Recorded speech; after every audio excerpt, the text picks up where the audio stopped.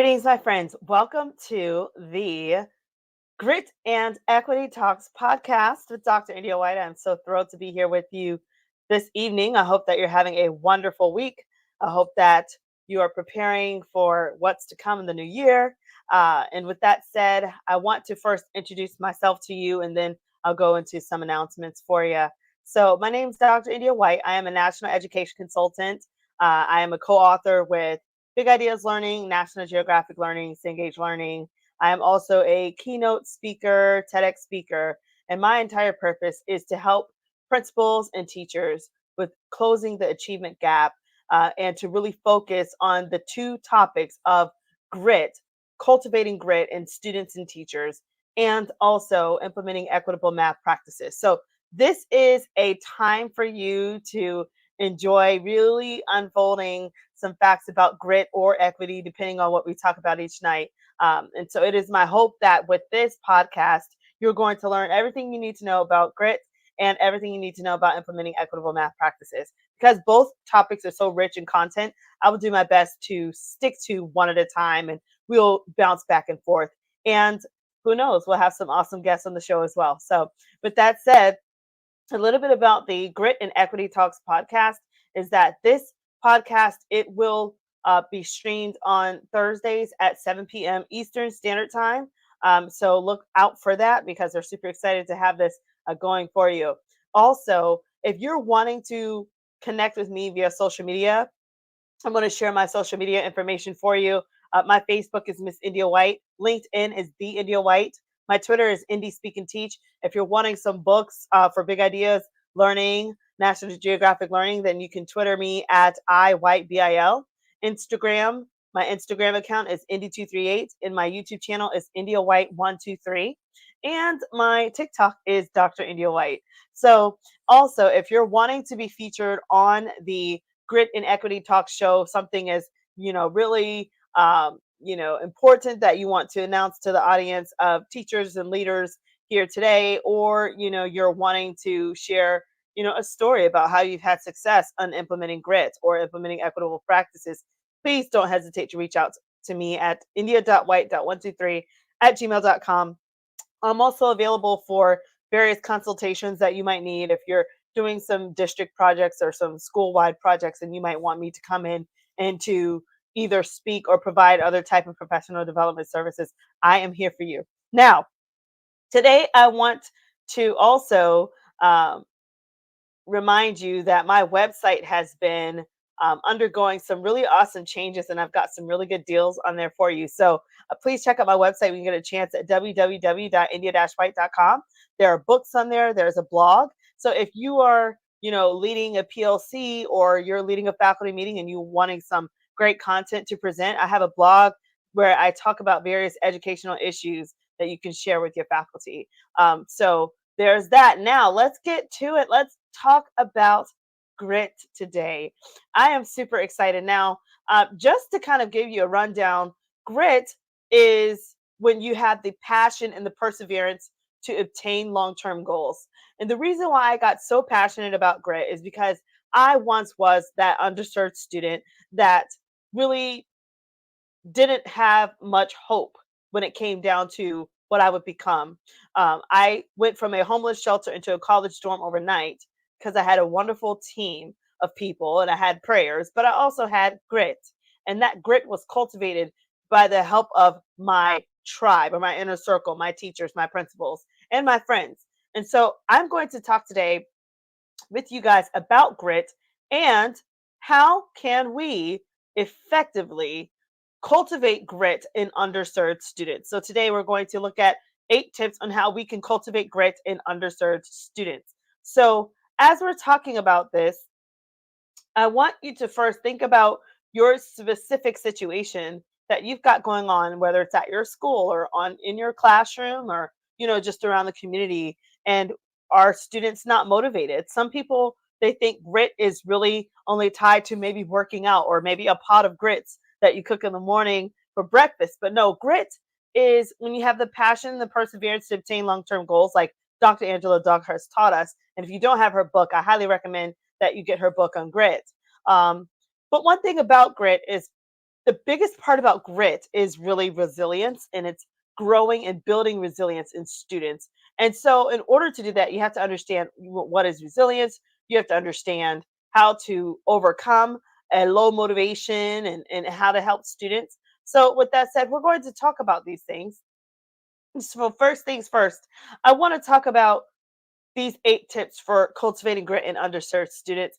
Tip number one, you want to set high expectations. Now, I wrote a blog on this for you guys. If you want to go to my website or to my LinkedIn, you'll be able to see the blog on this as well. Whenever you are cultivating grit and you are helping to just steer underserved students in the way that they need to be steered, you want to first set high expectations. Now, one thing about high expectations is that sometimes students will come to the table and they don't really have high expectations. They don't really know what they want to be. They don't know. They need your help. They're asking you as the adult to be that leader and to help them. So please realize that sometimes we can go into the classroom or we can go into a school and we say, "Oh, well these kids, they know what they want to be. They'll be fine. They figure it out. They'll figure it out." Well, maybe not. And maybe you are the key person that they need to help get them through. So, with that said, when you're talking about cultivating grit in students, the first thing you want to do is set high expectations. What are you saying to those students? Have you made it plain to them? Are you using teacher clarity? One part about this blog that I wrote for you guys is I spoke about teacher clarity. And I want, first off, this is by Kathy Gassenheimer. She wrote this on teacher clarity, and she's talking about Dr. John Hattie. If you have not looked in his work, I would highly recommend you look at his work about visible learning. He talks about over 250 various ways that teachers can have skills that are effective towards student growth in an academic school year. So he really highlighted various strategies that teachers can use to be effective. And so she's talking here and she says, teacher clarity is definitely one of the top learning interventions. Here's how it works. So, first things first, in every case, a student is usually describing the task and not the learning. So, she's saying, what if you had them instead to flip that and to describe the learning? So, first off, she's saying that usually a student will say, I'm completing this worksheet, I'm writing a book report, or I'm reporting on this. Why don't we instead have students say, I'm learning how to solve two-step math problems. I'm learning how figurative language influences my plot, and so on. So his meta-analysis that she's talking about with Dr. John Hattie, you can look into this. This is really, if you're needing a PLC idea, you're needing something to really kind of just break it down for your teachers, this is perfect. And so she's talking about teacher clarity more here with Dr. John Hattie. She also goes into this book, Clarity for Learning: 5 Essential Practices That Empower Students and Teachers, by John Almarodi and Kara Vandis. And they basically were talking about teacher clarity in this as well. And this book is over here. I'm sure you could locate it whenever you get a chance. She also highlighted the 5 essential practices, and I'll stop with these. Um, in that book, they talk about 5 essential practices. So, one, crafting learning intentions and success criteria. Two, co constructing learning intentions and success criteria with learners. So, getting your learners involved. Three, creating opportunities for students to respond. Formative assessment. So, do you have your students doing thumbs up, thumbs down? Do you have them holding up whiteboards with the responses on it? Do you have the students maybe taking a sticky note and rushing up to the board and putting their answers up so that you could share? Do you have students doing Survey Monkey where you can ask them questions anonymously and then share out those responses? Do you have students popcorning out answers? What are you doing to allow students to have those opportunities to respond in your class? Also, providing effective feedback for learning. And then the last practice here was sharing learning and progress between students and teachers. So, again, the 5 practices that she highlighted here: crafting learning intentions and success criteria, co constructing learning intentions and success criteria with learners, creating opportunities for students to respond, like formative assessments, providing feedback or providing feedback on and for learning, and sharing learning and progress between students and teachers. So this is a pretty cool section that she provided this information on for us. So let's now get back to the next tip for cultivating grit in underserved students. Tip number two, teach students a growth mindset. Again, teaching students a growth mindset. It is so tempting to assume that students don't care and that students don't want to do the work. And, students are already in a fixed mindset. Now, we're going to talk about Dr. Carol Dweck and her work on fixed mindset, growth mindset. She wrote a book on growth mindset, and I highly recommend, if you've not looked at her work at growth mindset, please take a look at it, visit Amazon and see if you can grab a copy. There are various journal articles, scholarly journal articles that have been written on this work, and it has been proven to be very true and helpful for anyone that's really trying to turn around a classroom. So she talks about growth mindset, and I'll talk a little bit about what I wrote to you guys about in the blog as well. So I talked to you and I said teachers can help their students develop a growth mindset by emphasizing that intelligence and math skills can be developed through effort and practice. When students are facing productive struggle during instructional delivery, they might feel like giving up as they grapple for answers. However, teachers must be on the prowl to see who they can scaffold during these tough mental moments for their students and reassure their students that they are there to support them.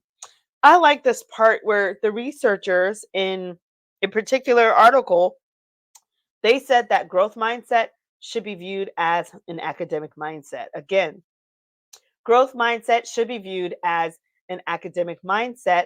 And they talked about how four parts of their strategies is that one, there's like one main part, and it says, my ability and my competency grow with my effort. And I think this right here is key for all underserved students. Are they thinking this way?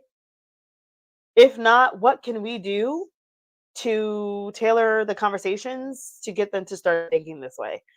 So are they saying my ability and my competency grow with my effort? Do they feel like they're competent? Do they feel like they're independent math thinkers? If not, what can we do to cultivate grit and to stimulate their interest and to increase student engagement so that we can relieve anxiety and help to build on their sense of math identity and also to build on their sense of belonging so that they can then become more proficient and show us that they'll be able to go beyond our expectations of them. So this is really an important part of cultivating grit. This growth mindset is everything. Students are coming to us in fear. They're coming to us with doubt. They're coming to us with disappointment. And sometimes math is the worst thing that has ever happened to them. Um, or just being in the classroom and just being a student that's behind a couple of credits. And then they have to be reminded there's so much guilt on them.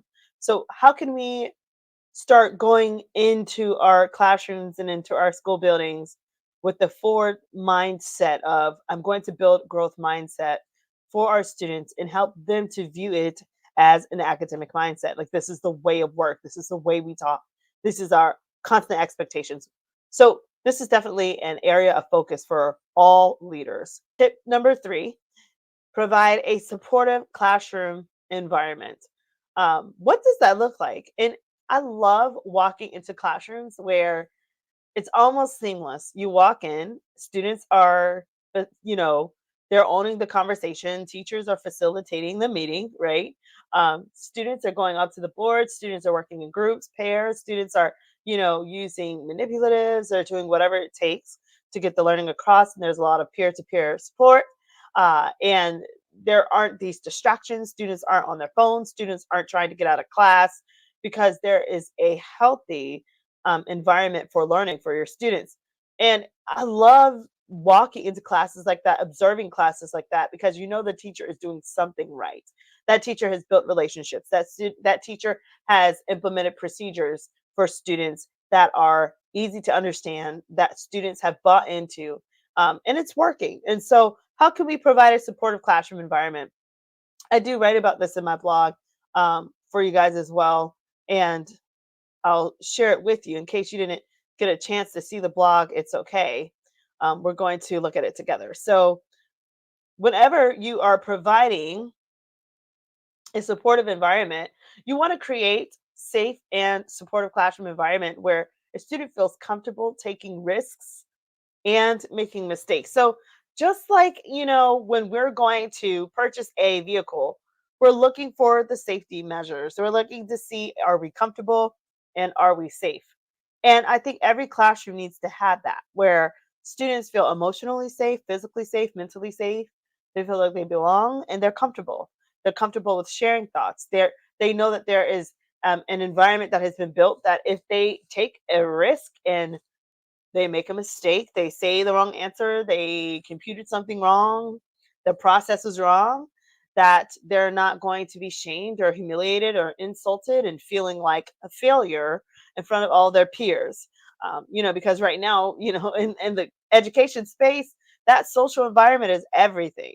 And they don't want to get roasted later on, TikTok or some social group or some Snapchat, whatever they've got going on.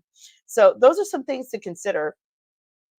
I continued here in this blog for y'all, and I said sometimes the best thing teachers can do is to provide moments of collaboration, whether that's through establishing cooperative learning environments through Kagan or Marzano structures, or digital learning moments of Kahoot or Blanket, or project-based learning opportunities. So those are some things that you want to keep in mind whenever you're trying to build um, a classroom environment. I also like to really vouch for um, classroom management systems. Like, do you have a positive behavior system for the entire school? You can Google positive behavior systems and it'll take you to a hub where nationwide they give you positive behavior intervention systems and different ideas that you can use. Also, I would say having like either a ticket system or a money system. I know some people aren't for that, but I can vouch for having an effective money system that will handle procedures, rules, keeping your room tidy, helping students to really kind of cultivate that grit, having them think about their thinking during the learning, and more. So I would say, yeah, you don't want to use a money system or a ticket system to the point that it kind of loses its value and students start taking advantage of it. But you do want to implement some type of system because students thrive off of order and they thrive off of effective and clear communication. And so they need to sense that there's order and that there's clear and fair communication above board, like being implemented with fidelity throughout their learning experience in those classrooms. So those are some things to keep in mind. Now, number 4, I talked about in that blog where I said that we should break down complex problems for our students. Now, this is so crucial for student achievement and growth. Sometimes we can be guilty and wanting to cover the content and cover those standards. And sometimes we dork it out a little bit ourselves, right? And we're like, we just love it. We love dividing fractions, or we love the systems of equations, or finding the zeros in the quadratic formula, or completing the square, whatever it is that you're doing. We get so caught up in it that we fall so in love with the math that we leave our kids behind at times. It happens. However, there is hope. So when you're breaking down complex problems, it is imperative to really pace it out. Slow down enough to make sure that all students are learning. Also, check for understanding. It's okay to walk around and to check every student for understanding. I really vouch for whiteboards, the little student whiteboards, or if you don't have those, maybe you can use a little clear transparency folder. Like, I know some teachers would take sheet protectors, like, in Title I schools, we didn't have much. You could take a sheet protector, put a piece of white printer paper in it, and you can, tape it together, staple it, whatever, just making sure it's safe. And then students can use that as a whiteboard.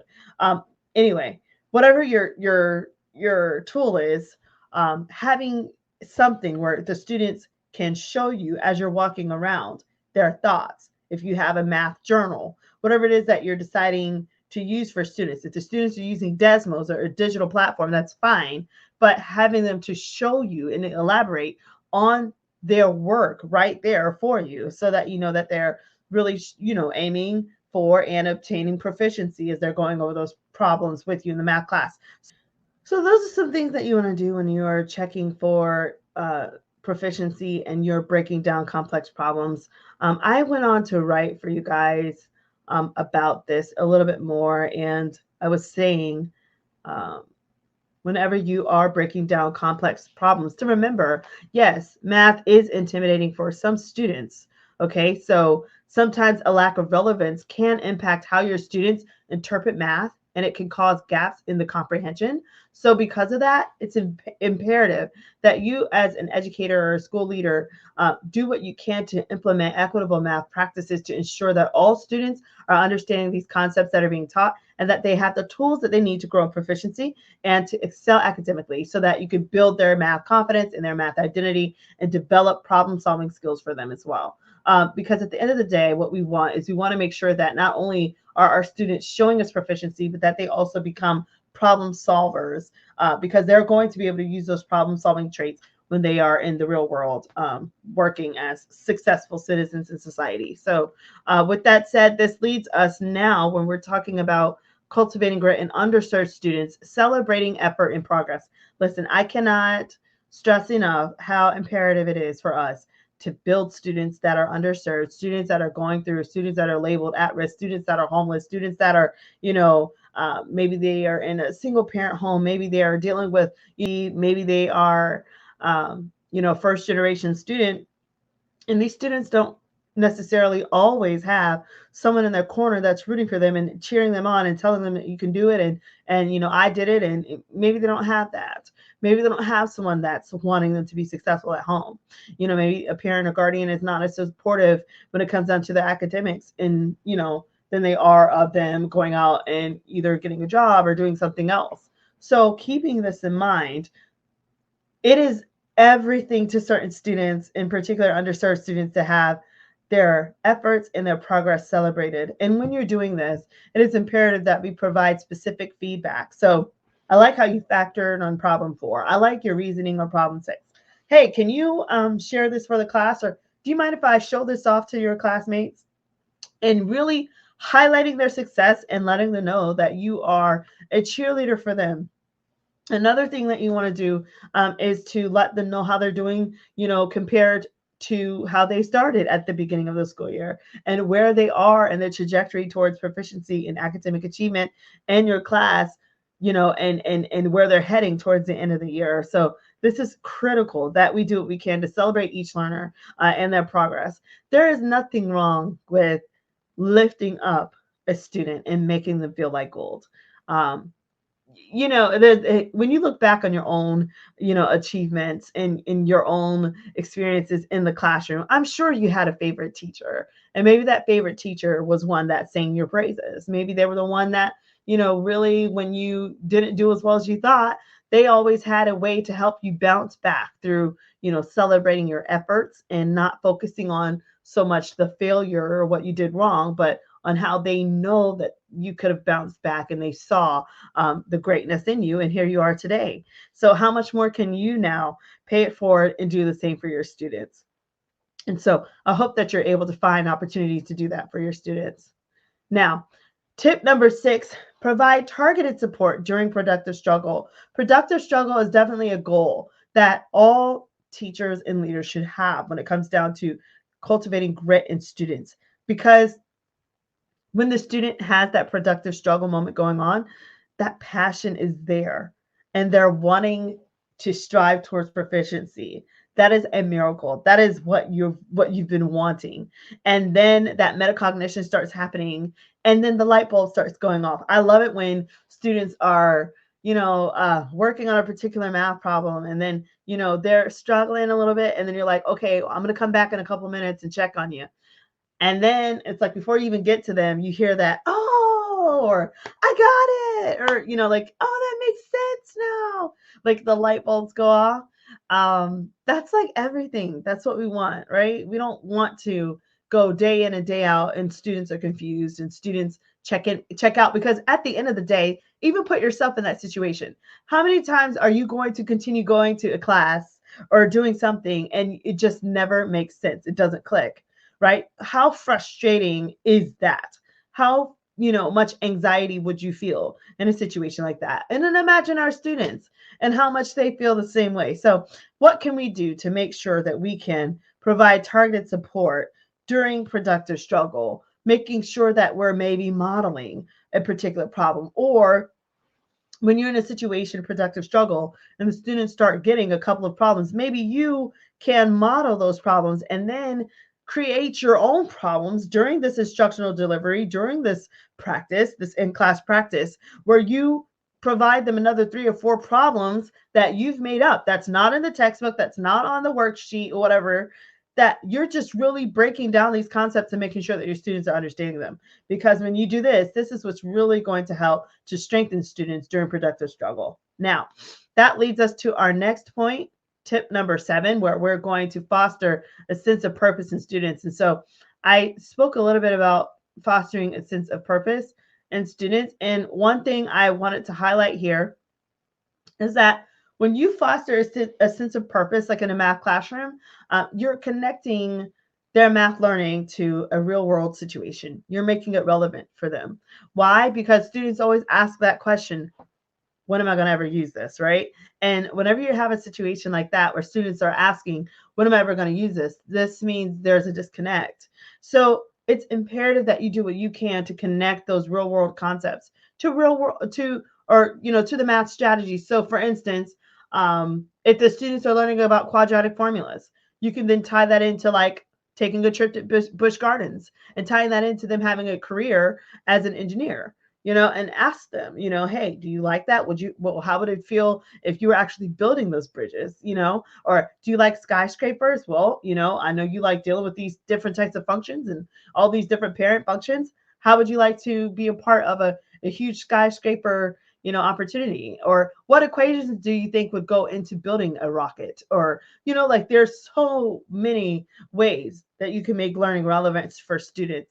So, and whether you wanted to just do like a little survey or do a little popcorn share out during a bell work or whatnot, before you really dive into those problems to really make it make sense and click for students.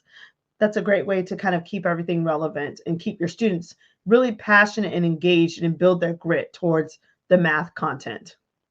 Now, the last tip is building healthy relationships with each student, because students, they have to have healthy relationships with their teachers in order to break down the walls of mistrust. There's walls of uncertainty, and there's also walls of anxiety that students will come to you within the math classroom. People say it all the time, students don't care about how much you know until they know how much you care. And once they are convinced that you care, they will do everything to please you. So, what can you do to convince students that you care? How can you build healthy relationships with all of your students? Do you know their names? Do you know their favorite colors? Do you know about their families? Do you know about their culture? Do you know about their aspirations? Do you know about their fears? Do you know if they're involved in any extracurricular activities? Do you know what they aspire to be when they grow up? Um, have you put yourself in their shoes? Do you think about them? When you leave for the day and you're driving down the road, are you thinking about their well-being? Are you thinking about um, how are they juggling all those sports or all those band activities and everything that they're doing? How are they juggling all that and then still doing awesome in these classes? And what can you do to show them that you care? Can you go to one of their games? Can you go to their band concert? Can you visit the community? Maybe you at the school district or the school building, maybe you guys can have an opportunity to create a community event. Can you do like a fish fry event? Can you do a back to school event where you give away popcorn? You give away school supplies? Can you have a winter event where you give away hot chocolate? Like what can you do to really connect with families and with your students in the community to truly show them that you care? And then, of course, when you're showing them that you care, you're going to have those moments where those adverse times are going to come up. Well, when that happens, what are you going to be able to do to provide resources for the community? Can you link up with the local YMCAs and Salvation Armies and, maybe local organizations that do give back? And can you play a part in paying it forward for those families? So there's a lot to think about, but this is a wonderful episode where we're talking about how we can cultivate grit in underserved students. So with that said, thank you so much for joining me on the Grit and Equity Talks podcast. And thank you so much to Dr. Matthew Joseph and this phenomenal team for making this happen. And again, if you guys are wanting to connect with me, please reach out on Facebook, Miss India White. LinkedIn is The India White. Twitter is Indie Speak and Teach. Instagram is Indie238. And YouTube is India White 123. And if you're wanting to be featured on the show, you can email me at india.white.123@gmail.com. And also, don't forget to check out my website at www.india-white.com for books, blogs, and to schedule me for a consultation, whether it's an event or some other type of opportunity. So with that said, take care. See you next time.